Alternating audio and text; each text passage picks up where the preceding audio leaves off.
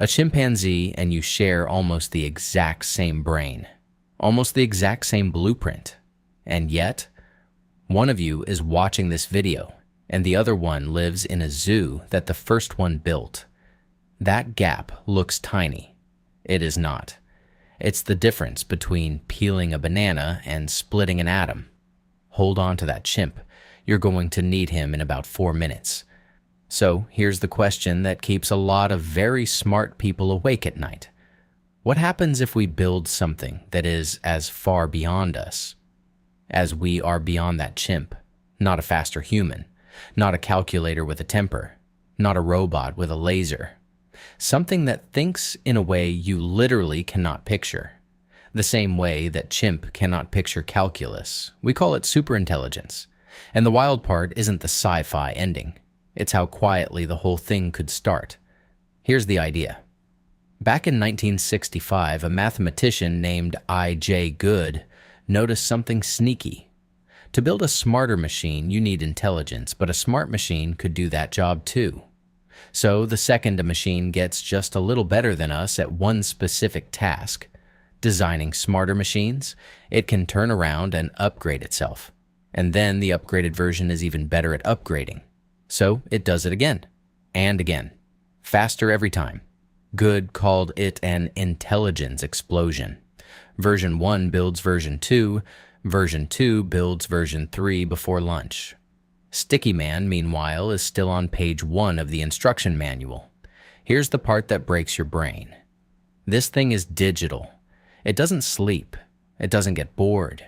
It can copy itself 1,000 times and have all 1,000 copies think at once, at the speed of electricity. So that climb from kind of clever to smarter than all of humanity combined might not take centuries. It might take a weekend.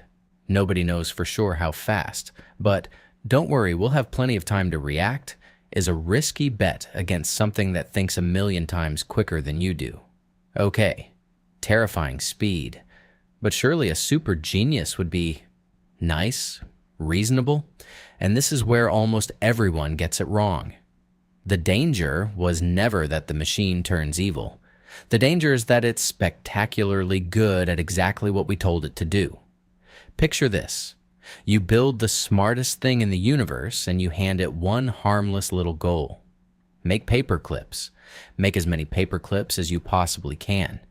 It's brilliant, so it gets to work. It builds factories, then better factories. Then it realizes humans might switch it off one day, and switched off machines make 0 paperclips. So it quietly makes sure that can never happen. Then it needs more atoms. Your car has atoms. Your house has atoms. You have atoms. The philosopher Nick Bostrom used this exact nightmare to make one chilling point. A superintelligence doesn't have to hate you to be the end of you. It just has to want something a little different from what you want, and be way, way better at getting it. Which brings us right back to your chimp.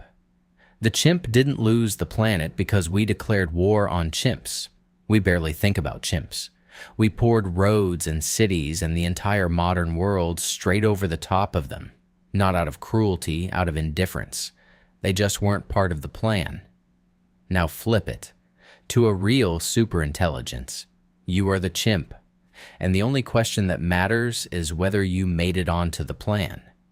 Scientists have a quiet little name for that problem: alignment. And it turns out the hard part isn't building a mind smarter than us. The hard part is making sure that mind actually wants what we want before we ever switch it on, because you don't get to renegotiate afterward. The chimp never gets a vote.